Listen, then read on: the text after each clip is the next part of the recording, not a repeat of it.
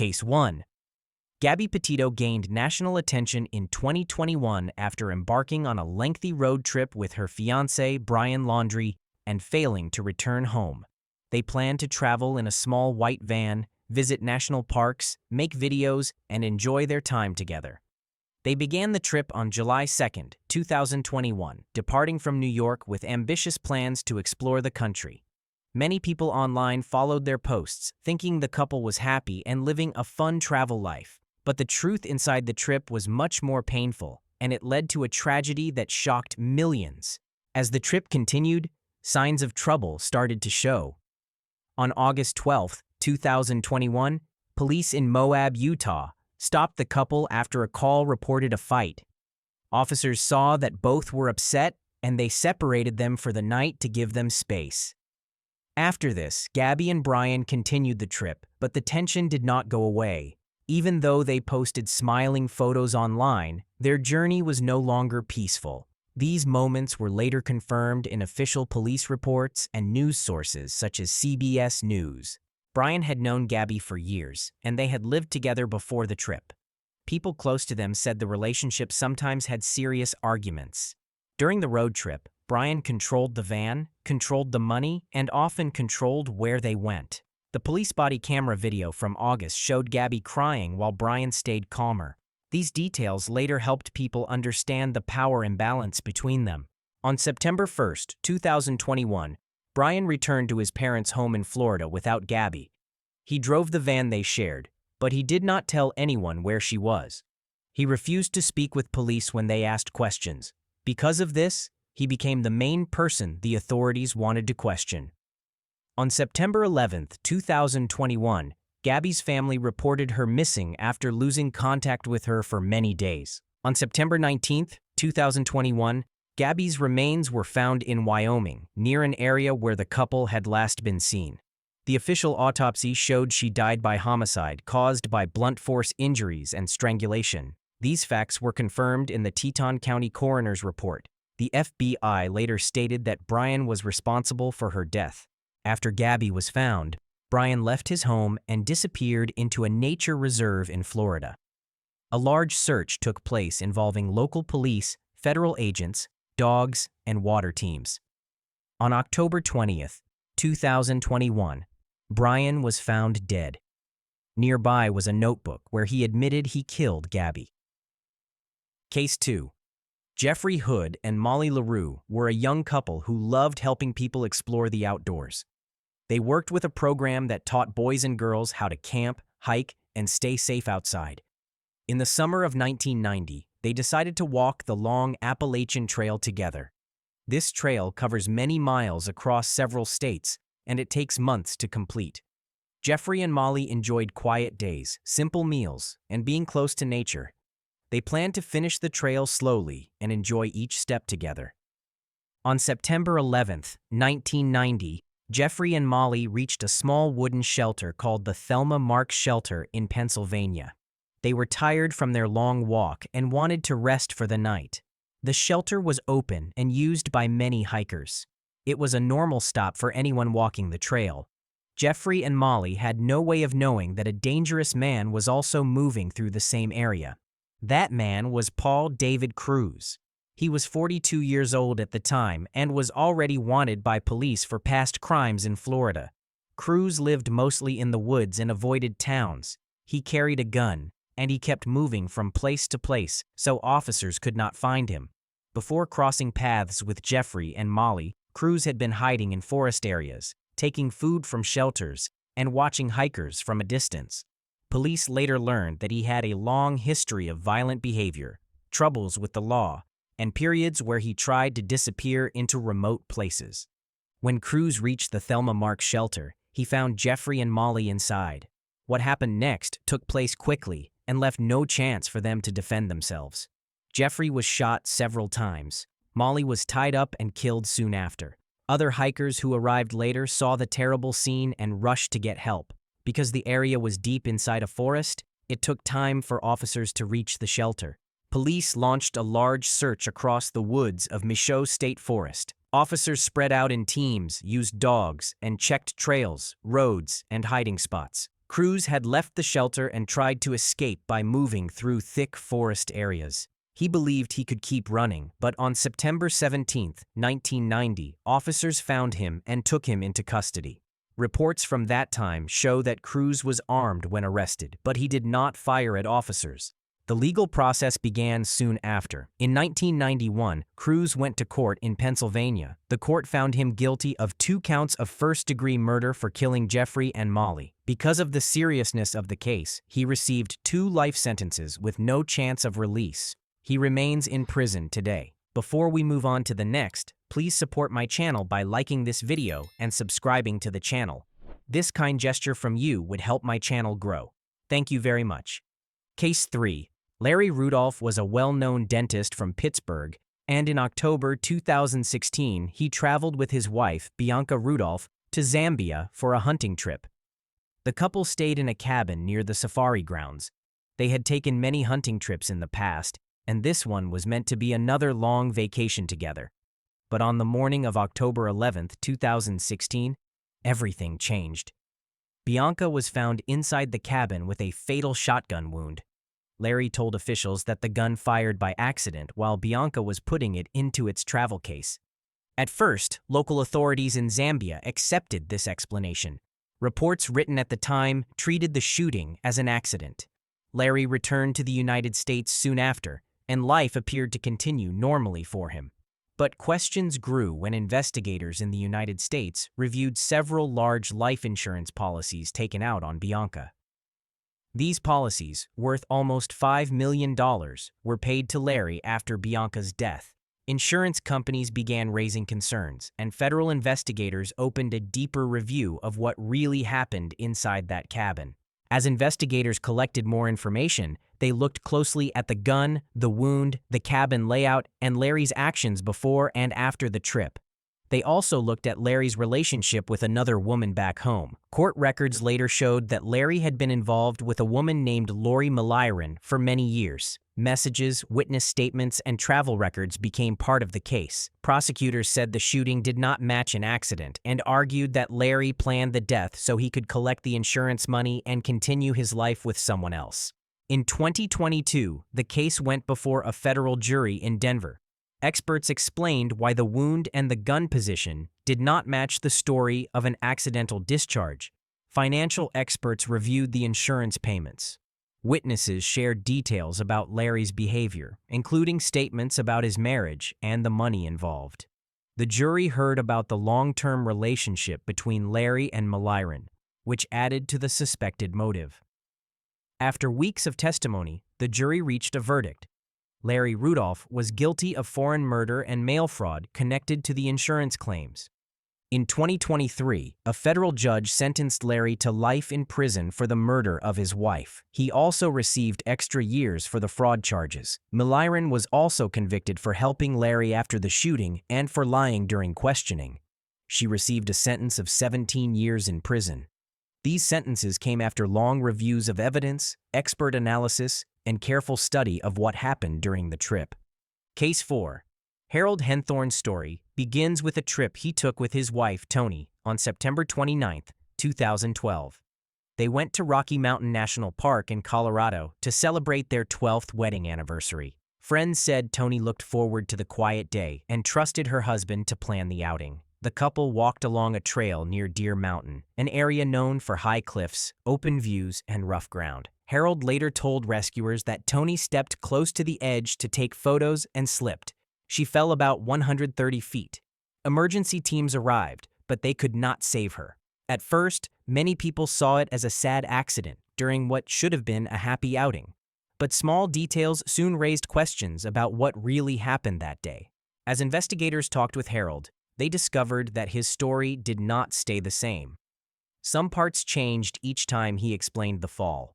Officers also learned that Harold had a map in his car with a single spot marked. The marked spot matched the place where Toni fell. This detail worried investigators because it suggested planning instead of a simple accident. More information added even greater concern. Toni had several life insurance policies worth nearly $4.7 million, and Harold was the person who would receive the money. Investigators also found out that Harold had removed the spare tire from their car before the hike, something that made the trip more difficult if trouble happened. These facts made investigators look even deeper into Harold's past. That closer look revealed something even more troubling. Many years earlier, Harold's first wife, Lynn, had died in a strange incident in 1995. Harold said their car had a flat tire and that the car fell on Lynn while she tried to fix it. There were no witnesses. Even though the case was first seen as an accident, investigators now noticed strong similarities between the two deaths. In both cases, Harold was the only person present. In both cases, life insurance policies were involved. In both cases, the story had confusing details. After Tony's fall, Lynn's case was reopened, and the new review showed troubling gaps and unclear explanations in Harold's story from that night. With all of this information, federal officers built a case over the next 2 years. They looked at Harold's financial history, phone records, behavior during the rescue attempt, and statements from people who knew the couple. They also studied the trail area, the distance of the fall, and the map Harold had marked. By 2014, they believed there was enough evidence to show that Tony's fall was not an accident. Harold was arrested and charged with first-degree murder. During the trial in 2015, jurors heard about his changing stories, the insurance plans, the map, the removal of the spare tire, and the suspicious death of his first wife. Together, these facts created a clear picture of planning, control, and intention. On December 8, 2015, Harold Henthorne was found guilty of first-degree murder. Because the crime took place inside a national park, the case fell under federal law. He received a mandatory life sentence in federal prison with no chance of release. Case 5. Joseph and Emily Ferlazzo became known across the country because their first wedding anniversary trip in October 2021 ended in a crime that shocked many people. Joseph, who lived with Emily in a small converted camper in New Hampshire, planned a short trip to Bolton, Vermont. The couple drove together in the camper, which they used as a home. Friends thought it was a simple anniversary getaway. No one expected that this trip would end with Emily losing her life and Joseph facing a long prison sentence. During the early part of the trip, nothing seemed unusual to people who knew them. Emily was 22 years old, loved by her family, and often spoken of as warm and gentle. Joseph worked building custom furniture and had shared photos of their camper life on social media. But inside the small camper, the relationship was filled with tension that friends and family did not fully know about. Only Joseph and Emily understood how difficult some days had become between them. When Joseph returned from the Vermont trip without Emily, questions started immediately. He told different stories at first, which made the family uneasy. Emily's relatives contacted authorities because something felt wrong. When police finally sat down with Joseph, he struggled to keep his story straight. Over time, Joseph admitted what happened inside the camper. He said that during an argument, he shot Emily. After the shooting, he cut her body into pieces. Police later found her remains inside the camper itself, along with physical evidence that matched Joseph's statements. Investigators worked for months building the timeline of the crime. They gathered forensic evidence from inside the camper, confirmed the dates of the trip, and reviewed Joseph's interviews. The case moved to trial in Vermont, where Joseph claimed he acted in self-defense. But the jury did not accept that story. In December 2024, he was found guilty of first-degree murder, a charge that showed the jury believed the killing was intentional and not sudden self-defense. During the sentencing hearing in April 2025, the judge spoke about Emily's life and the pain felt by her family. Joseph listened as the judge reviewed the facts and the impact of the crime. The final sentence was 42.5 years to life in prison, meaning Joseph will spend most and possibly all of his remaining life behind bars. The judge said Emily deserved to have her voice heard and that the sentence reflected the seriousness of the act. If you found this video interesting so far, please like the video and subscribe to my channel. This would help the video reach more similar audience on YouTube. Thanks for your support. Case 6. Kenneth and Christy Manzanares became known across the country because of a tragic event that happened during their family cruise to Alaska in July 2017. The couple, who lived in Utah, boarded the Emerald Princess with their children and several relatives. This trip was supposed to be a happy break, a time to enjoy the sea, relax, and spend time together. Many families take cruises to feel safe and calm, but this journey turned into a painful and unforgettable story. On July 25, 2017, the family had been on the ship for only a short time when trouble began inside the couple's cabin. Kenneth and Christy started arguing. Court documents later revealed that Christy told Kenneth she wanted a divorce and wanted him to leave the ship at the next stop in Juneau. This made Kenneth extremely upset. Their daughters were in the cabin at the time, and adults nearby could tell something was wrong. Family members moved the children out of the room, hoping the couple would calm down. But the situation grew worse instead of better. Kenneth had been married to Christy for many years. Friends said the couple sometimes argued, but nothing prepared anyone for the violence that would happen that night. In later court filings, defense lawyers mentioned possible medical or emotional problems Kenneth had in the past, but the judge made it clear that none of these issues excused the extreme harm he caused.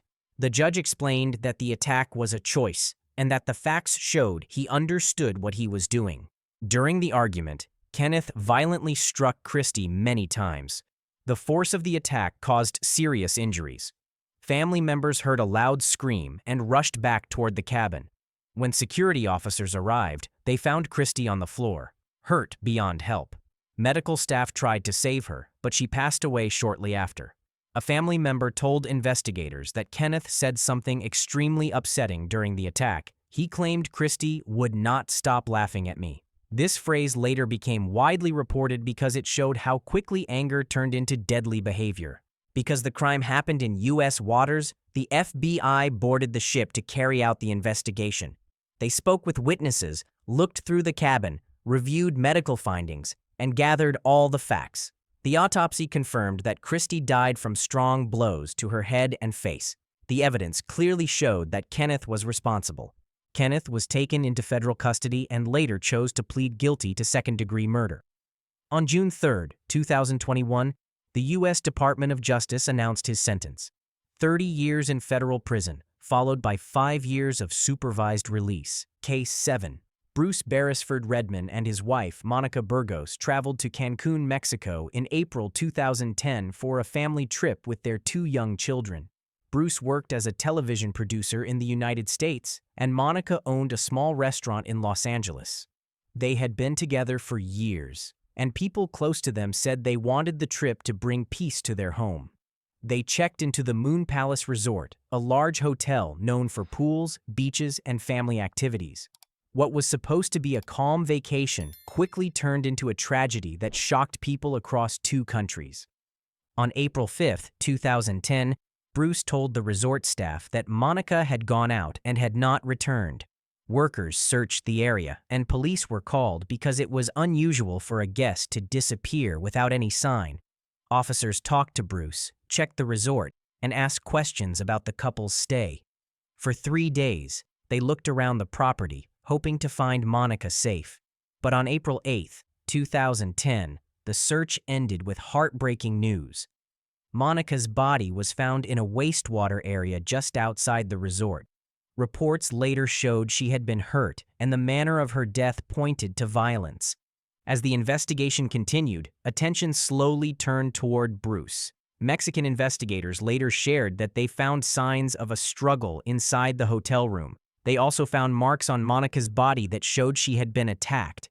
Police said these details did not match Bruce's story about her simply going out for the day. At the same time, friends back home told reporters the couple had been dealing with problems in their marriage.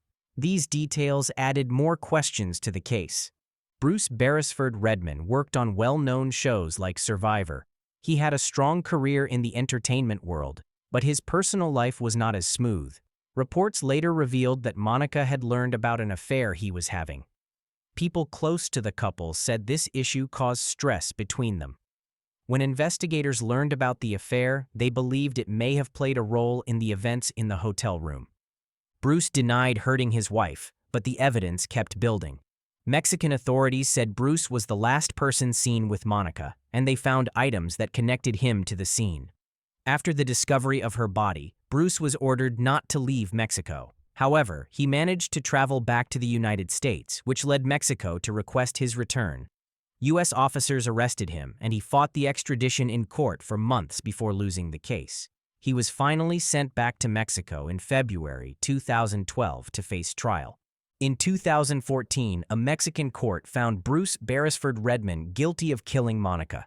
He was sentenced to 12 years in prison, which is a normal sentence under Mexican law for this type of crime. Bruce served his time in a Mexican facility and was released in 2019. After his release, he returned to the United States, where he now lives quietly away from public attention. Case 8. Rafael Cardona Aguilera and Gloria Ambriz de Cardona were a married couple from Sacramento, California, who traveled to Mexico in December 2024 for a holiday visit. They went to Angamacutiro, a small town in the state of Michoacán, to spend time with family. This trip was meant to be calm and happy. They planned to enjoy meals with relatives and take part in local celebrations. But during this visit, something very tragic happened, turning their holiday into a case that shocked people in 2 countries. Reports from SFGATE, ABC News, and the Los Angeles Times explained that Rafael and Gloria were found inside their pickup truck late at night on December 11, 2024. Their truck was on a rural road not far from the area where they had been staying. Gloria died at the scene. Rafael was still alive for a short time but passed away later at a hospital. Both had been shot. Local police found bullet casings and other evidence near the truck. These details confirmed that the couple had been attacked without warning. Investigators learned that Rafael was related to a local official. He was the brother-in-law of the mayor of Angamacutiro. This information made the case more serious because the region has struggled with violent groups for many years. Families in the area often worry about sudden danger, especially at night. News reports stated that this was not the first time people traveling through Michoacán had faced violence. This made the deaths of Rafael and Gloria even more concerning for families on both sides of the border. As of now, the killers have not been identified. This is important to say clearly, because the investigation is still active. Police have collected evidence, looked at the area where the attack happened, spoken with people who live nearby, and reviewed the couple's travel path that evening. But no names have been released, and the motive has not been confirmed. Officials have said only that the area has a history of violent activity involving criminal groups. Because of this, investigators are looking at many possibilities, including whether the attackers were part of a group that patrols rural roads at night. Even without a named suspect, the story gives insight into the kind of danger the couple may have faced. Many reports about Michoacán explain that armed groups sometimes move through rural areas to control roads or intimidate towns. These groups have been involved in many attacks in past years. People who live there often say that danger can appear without warning. What happened to Rafael and Gloria fits into this wider problem. Their deaths led the town to cancel holiday events and brought more attention to safety warnings for U.S. travelers. Case 9. Ryan and Julie Eberle's anniversary trip in March 2021 began with joy and simple excitement. The couple from Manheim, Pennsylvania, planned to spend their 7th wedding anniversary at Hilton Head Island in South Carolina. They set out early on March 25th, looking forward to quiet time together, warm beaches, and a short break from their busy life raising 6 children. Their SUV moved steadily down Interstate 95 in North Carolina as they made their way south. Nothing about the morning suggested danger. Their anniversary trip was supposed to bring them closer, but it ended with a sudden act of violence that shocked the country. As they continued along I-95 in Robeson County, Ryan changed lanes slightly and drifted close to another vehicle. There was no crash, no damage, and no argument, just a small driving correction that many people make without thinking twice. Ryan tried to keep a safe distance and continue forward. But the driver of the other vehicle reacted in a way no one could expect. The vehicle sped up, came around their SUV, and pulled beside the passenger side where Julie sat. A shot rang out from the passing vehicle. The bullet went through the window and struck Julie. Ryan immediately pulled over and called for help, doing everything he could while waiting for emergency crews. Julie was rushed to UNC Southeastern Hospital, but she died shortly after arriving. What began as a loving anniversary trip became a moment Ryan would relive again and again.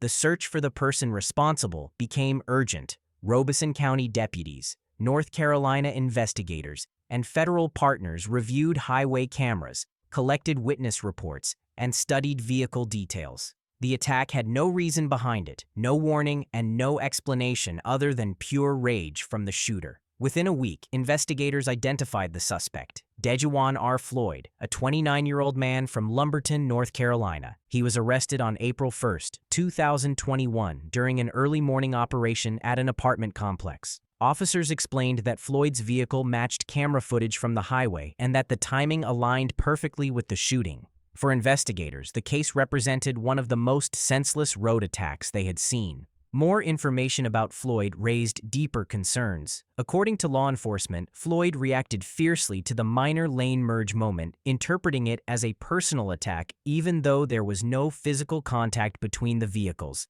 His response was not accidental or careless. Investigators said Floyd pulled up beside the Eberle's SUV on purpose, aimed into the passenger side window, and fired with clear intent. He did not stay at the scene, help, or call for assistance. Instead, he sped away, leaving the couple on the highway. Officers later stated that this showed a complete disregard for human life. Floyd was charged with first-degree murder, discharging a weapon into an occupied property, and other serious offenses.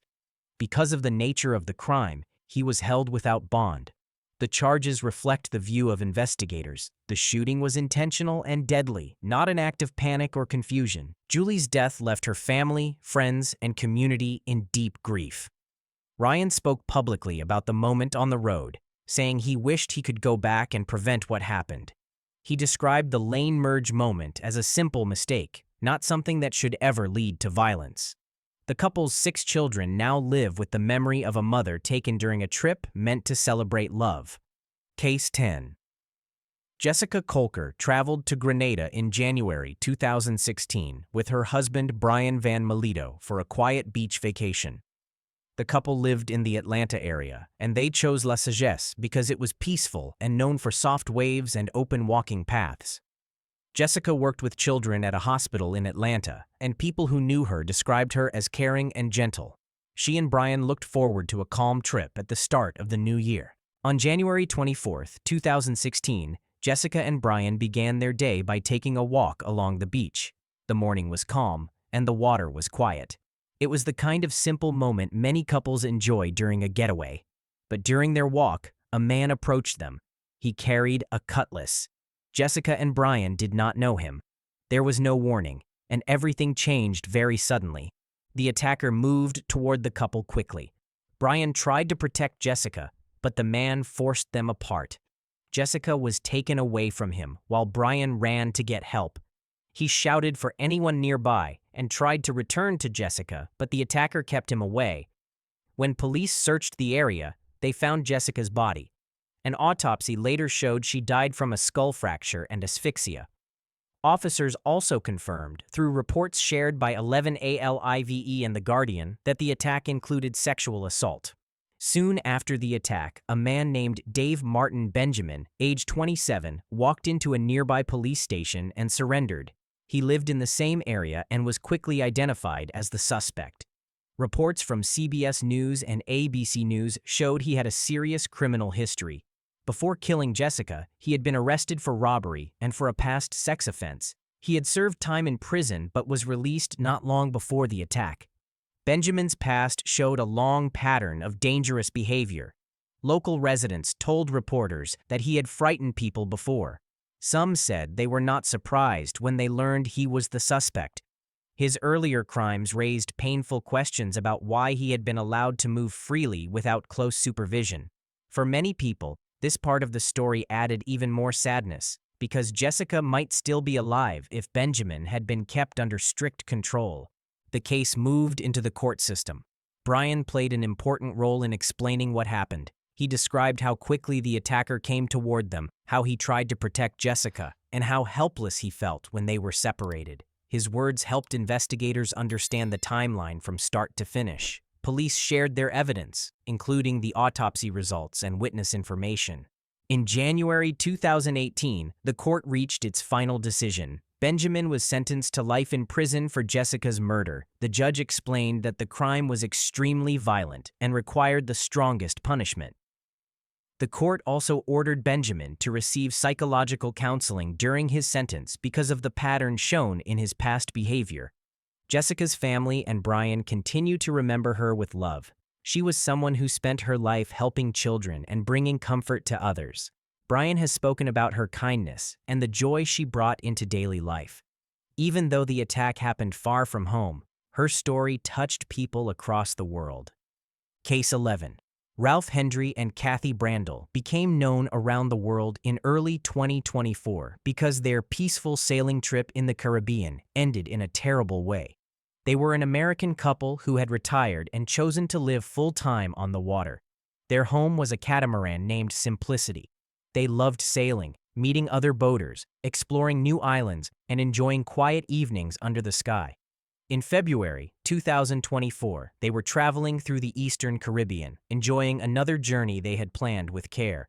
But in the middle of this calm trip, danger reached them in a way nobody could have expected. On February 18, 2024, Ralph and Kathy were last seen alive in Grenada. They were at a dock and later walked toward a restaurant. People on nearby boats said the couple seemed relaxed and happy. But hours later, everything changed.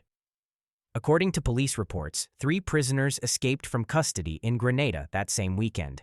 These men were Ron Mitchell, Atiba Stanislaus, and Trevon Robertson. They were all young and had been held at the police station for crimes that included robbery and other violent acts.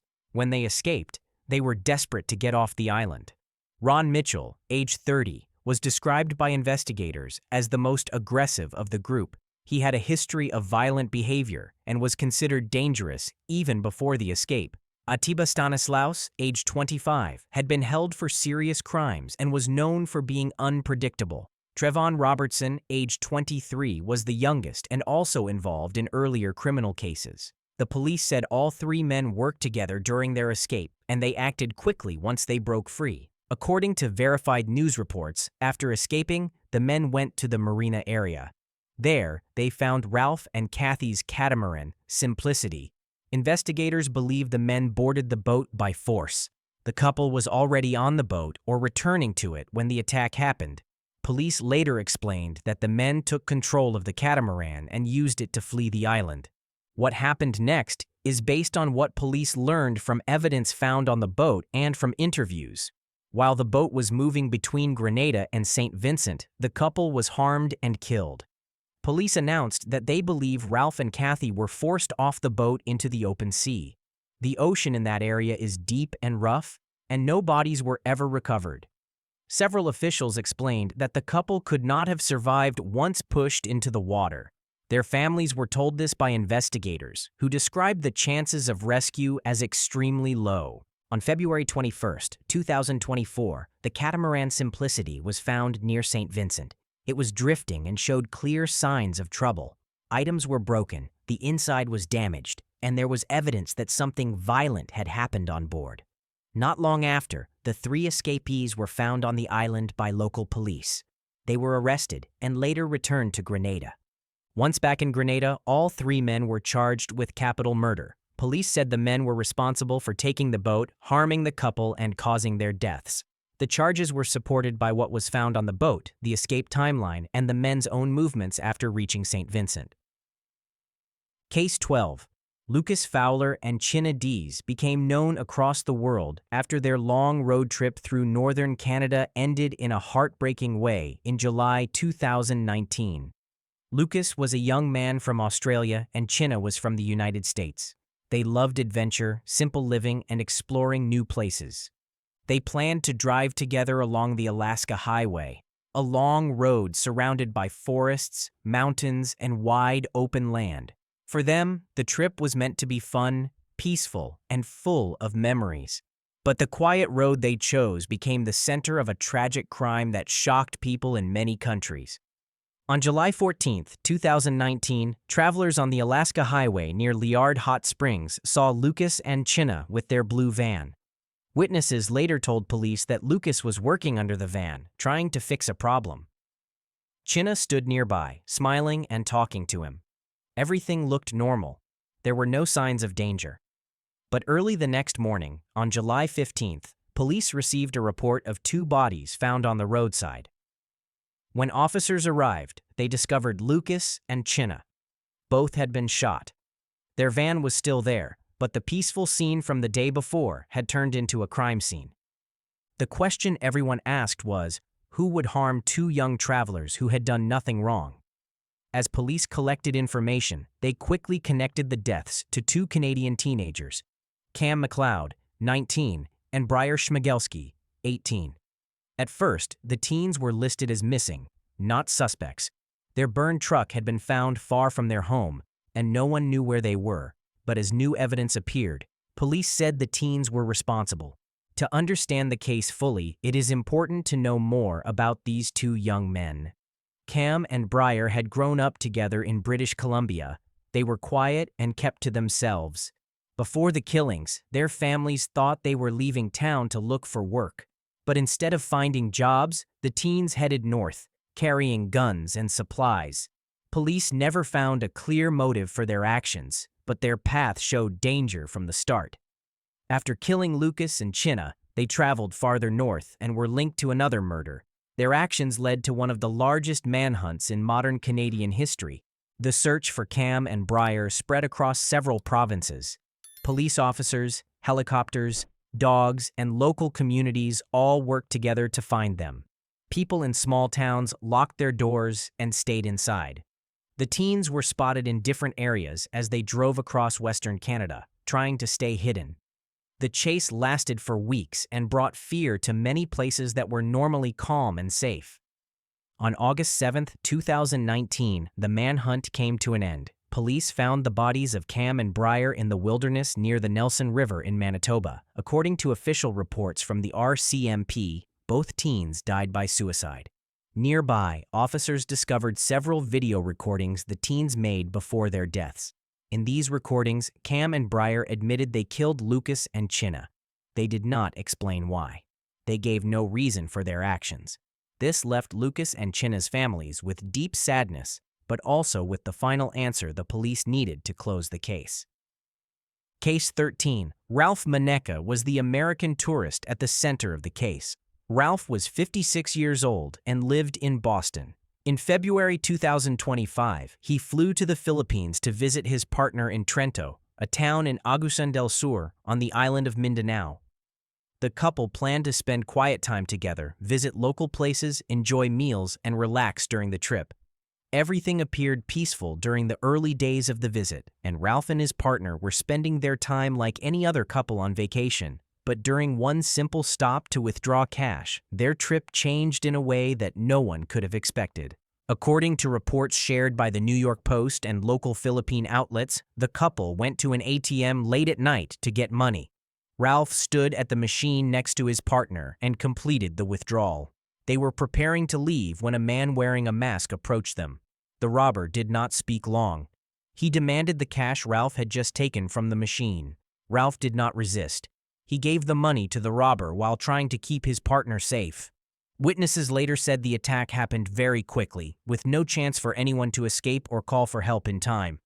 After taking the cash, the robber raised his gun and fired at Ralph. The shot hit Ralph in the abdomen. His partner screamed for help as the masked gunman ran away into the dark street. Residents nearby rushed toward the sound, and Ralph was lifted into a vehicle and taken to a hospital.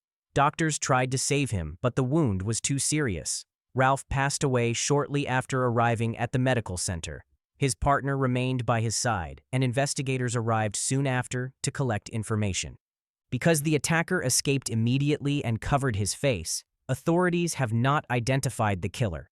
Police said the robber acted alone and ran toward a side road. Officers gathered security footage, interviewed witnesses, and took photographs of the area. They also collected details about the timing of the attack and the path the robber may have used to escape. As of the latest public updates, the gunman has not been caught. Police believe he may be a local resident familiar with the ATM area. They also noted that the robbery appeared planned because the attacker waited for a moment when few people were nearby. Investigators shared that the robber fired even after getting the money, which made the case more concerning. They said this kind of violence can show that the attacker wanted to leave no chance for the victim to call authorities or describe him later. Local police have increased patrols in Trento while reviewing every clue. They have encouraged residents to report anyone acting suspicious or anyone who suddenly began spending money after the attack. Even with these efforts, the identity of the killer is still unknown and the investigation is ongoing. Case 14. Ben and Catherine Mullaney were a young couple from Wales who chose Antigua for their honeymoon in July 2008. They were both 31 years old, both worked in healthcare, and had just married on July 12th. They traveled to Cocos Hotel, a quiet hillside resort known for simple wooden cottages and wide ocean views. Friends said they were kind, gentle, and excited to enjoy their first days as husband and wife. Their trip was meant to be a calm and happy start to their new life together. Instead, it became one of the most painful stories ever connected to a honeymoon.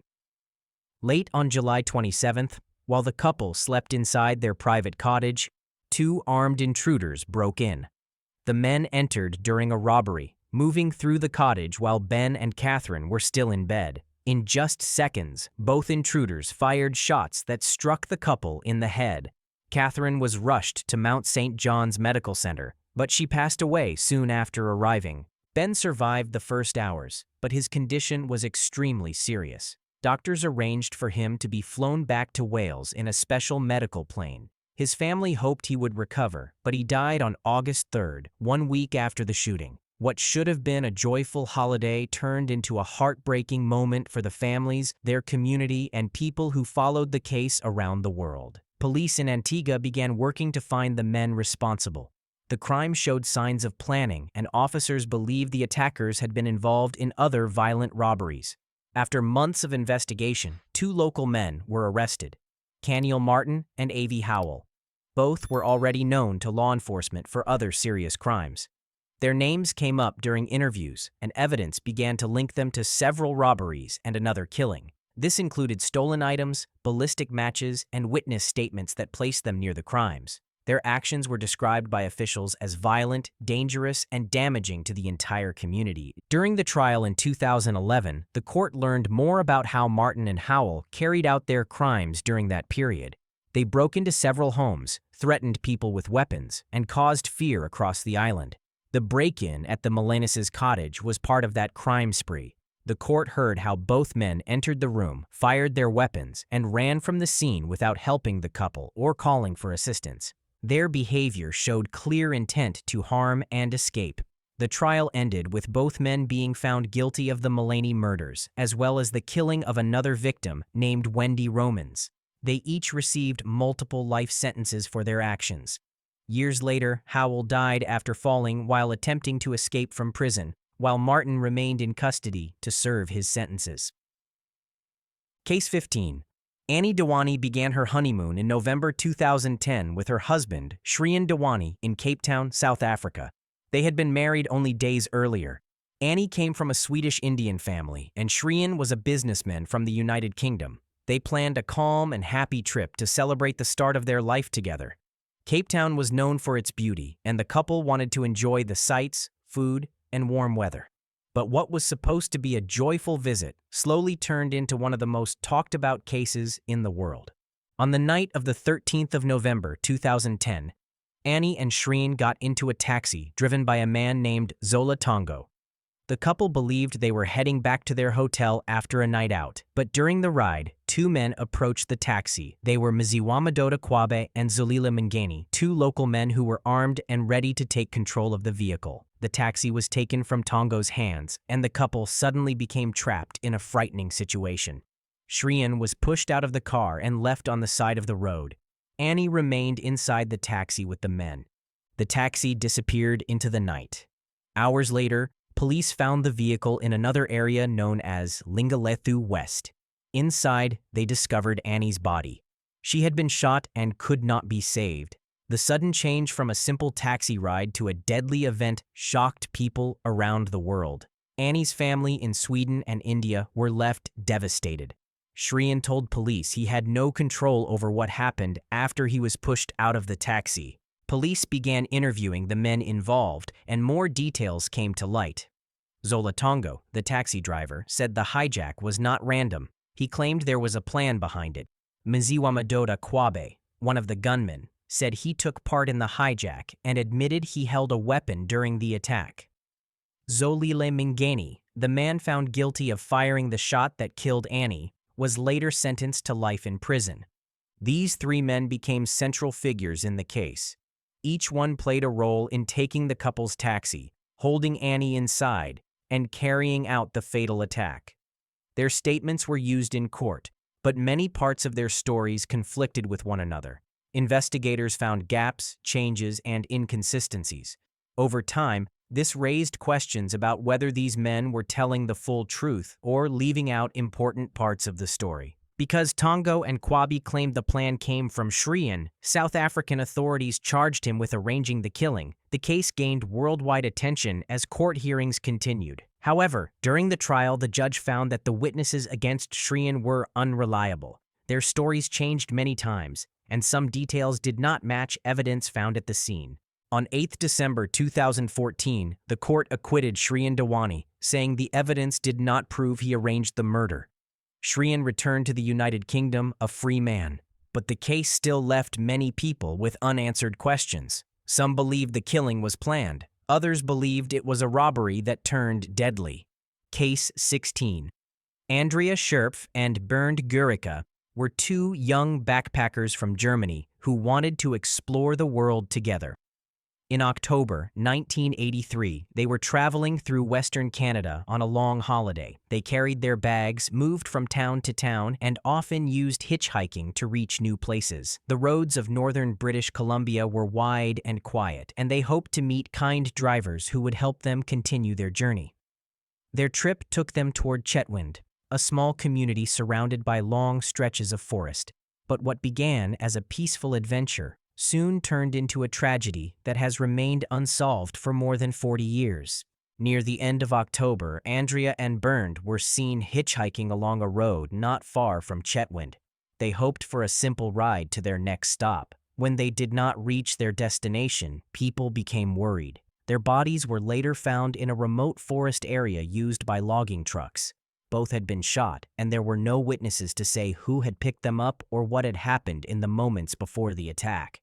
The quiet woods of northern British Columbia suddenly became the center of a major investigation as police tried to understand how the couple had been killed. Police searched for answers for years. The area where they were found was far from houses, and there were very few clues at the scene. Officers interviewed local residents, drivers, and workers, hoping someone had seen the backpackers with a stranger. After years without progress, police arrested a local man and charged him with the murders. In 1991, he was convicted based on the information available at that time. For a while, it seemed the case had been solved, and the person responsible was behind bars. He lived near the area, and police believed he might have crossed paths with Andrea and Bernd. He denied hurting them, but the court accepted the evidence presented during the trial. Many years later, new DNA technology became available. When investigators tested the evidence again, the results showed he was not the person who killed the couple. The man was fully cleared, and the conviction was removed. He had spent years in prison for a crime he did not commit. This discovery reopened the entire case. Police once again had no confirmed suspect. The evidence that survived from 1983 was limited, and the passage of time made finding new witnesses very difficult. The wrongful conviction also raised questions about how the original investigation was handled and whether important clues had been missed. The man who was wrongfully convicted continued to live with the pain of being linked to a crime he did not commit, and the real killer remained unidentified. Today, the deaths of Andrea Scherpf and Bernd Gurica are still officially unsolved. The RCMP keeps the case open as part of its cold case files. Authorities have said they still hope for new information from anyone who may have been in the area during that time. Case 17. Michaela McAreevy became known around the world after she lost her life during a honeymoon trip with her husband John in January 2011. The couple had traveled from Northern Ireland to a resort in Mauritius. It was supposed to be a joyful time. They had been married for only a short while, and this trip was meant to be the happy beginning of their life together. They stayed at a hotel called the Legends Resort, which is now known as Lux Grand Gabby. Everything seemed calm during the early days of their stay, but one afternoon changed everything.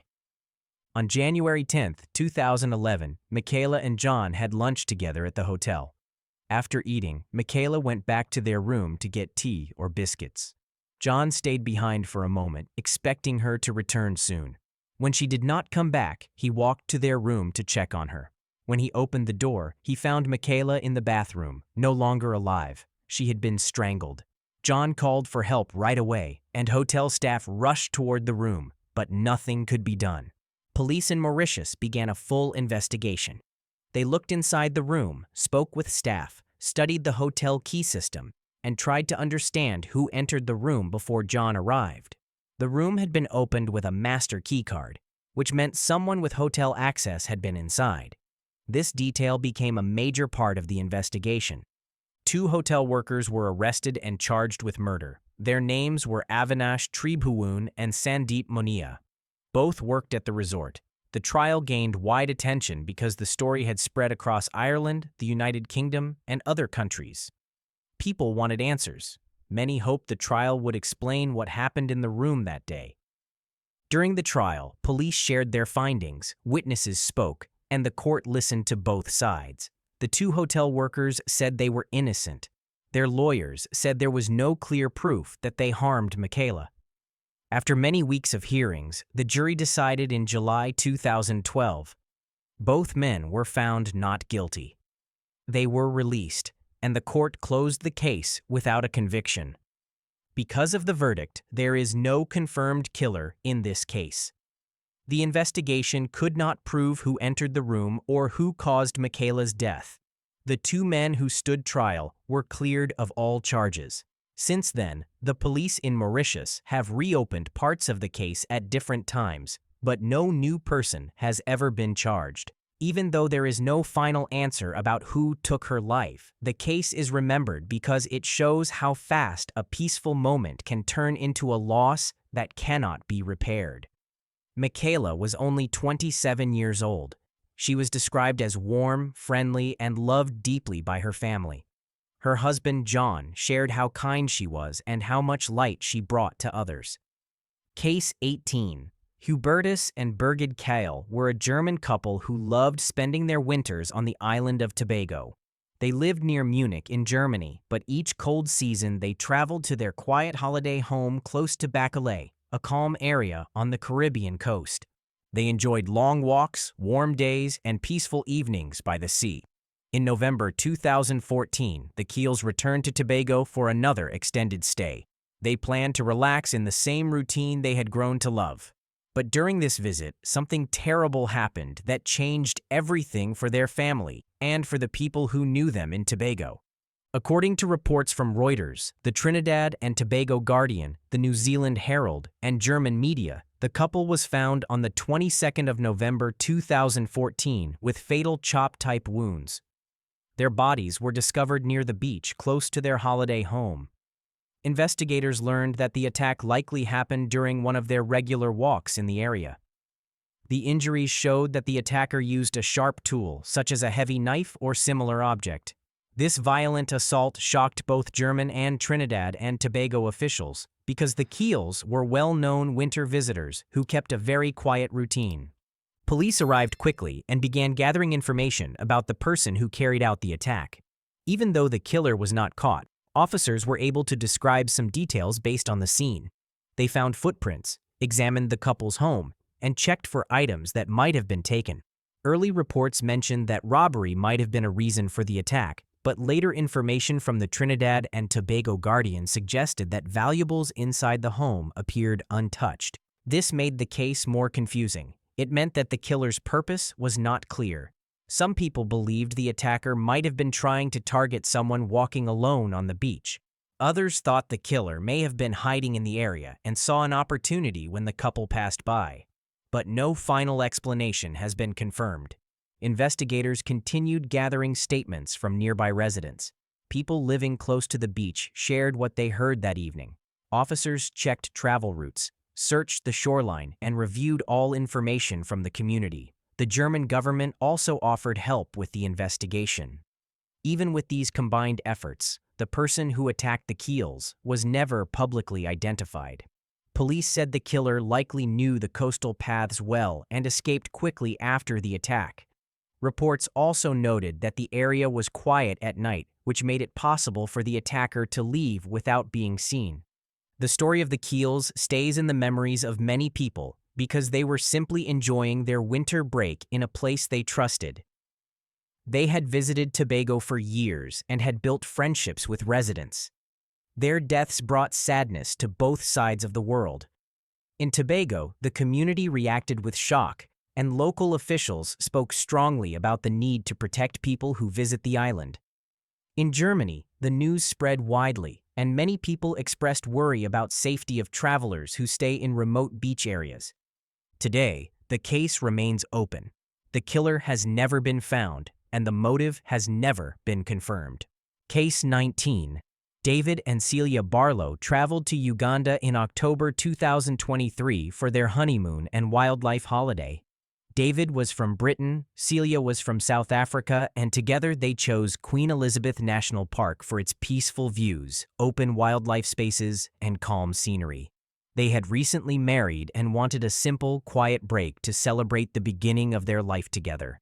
The park was known for lions, elephants, and boat trips along the Kazinga Channel. Their families later said the couple loved nature and enjoyed exploring new places together. What they expected to be a joyful adventure turned into one of the most tragic events to strike tourism in Uganda. On October 17, 2023, the couple joined their Ugandan guide, Raymond Kigundu, for a safari drive through the park. Safari guides often know the land well and move slowly through different routes to help visitors enjoy the wildlife. But this outing never reached its final stop. As the vehicle traveled through the park, a group of armed men stopped them and opened fire. The attackers killed David, Celia, and their guide. After the shootings, the attackers burned the safari vehicle. Rangers and security teams soon arrived at the scene and confirmed the loss of all 3 passengers. The images of the burned vehicle spread across international news, raising questions about safety in the region and the reasons behind the attack.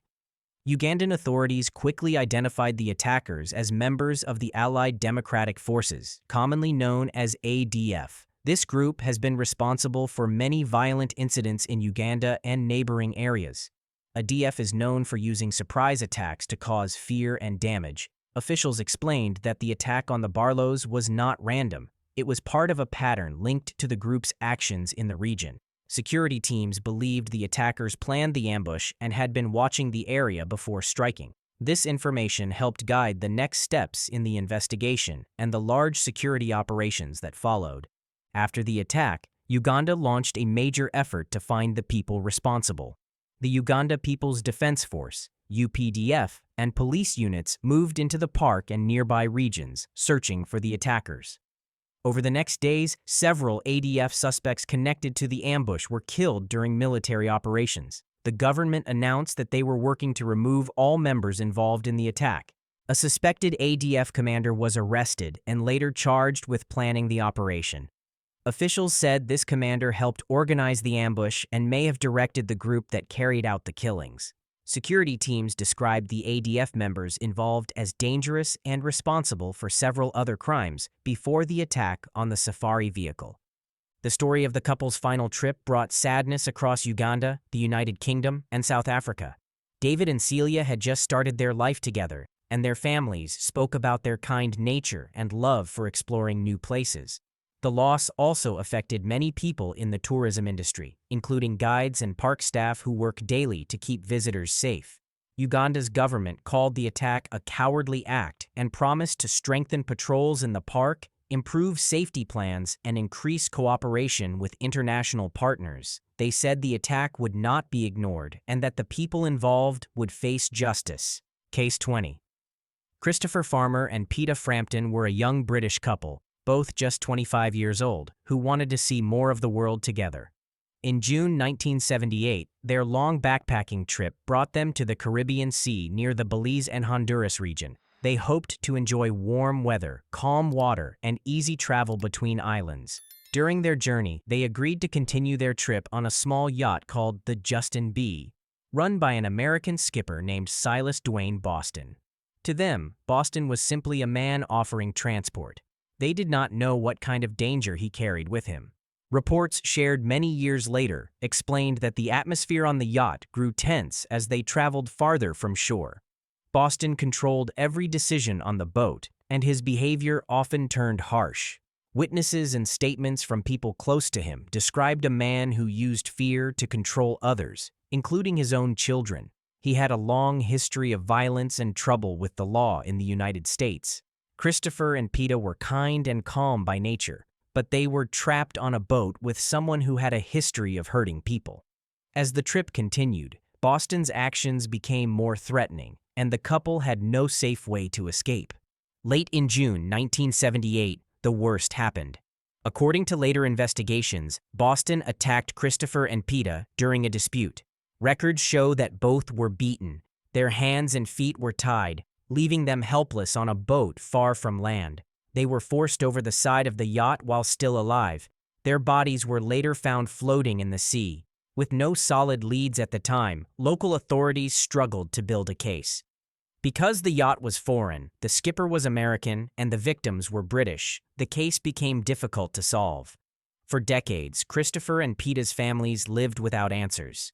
The truth began to surface many years later. In the United States, new information reached investigators. People who knew Boston stepped forward, including his own sons. Their statements described what they had seen on the yacht the day Christopher and Peta were killed. These details matched the injuries recorded in the autopsies from 1978. The new evidence caused U.S. authorities to reopen the case. In 2016, Boston, who was then 76 years old, was arrested and charged with killing both travelers. He denied the charges, but the information gathered against him was strong. Court documents described a violent man with a long record of harming others, controlling his family, and running from trouble. While awaiting trial, Boston stayed in custody. More evidence continued to support the case. Investigators noted how the details from witnesses aligned with the physical evidence from the recovered bodies. Everything pointed toward a man who used fear, force, and his control of the yacht to harm the couple. But before the trial could reach a final outcome, Boston died in April 2017. His death ended the legal process, leaving no formal conviction.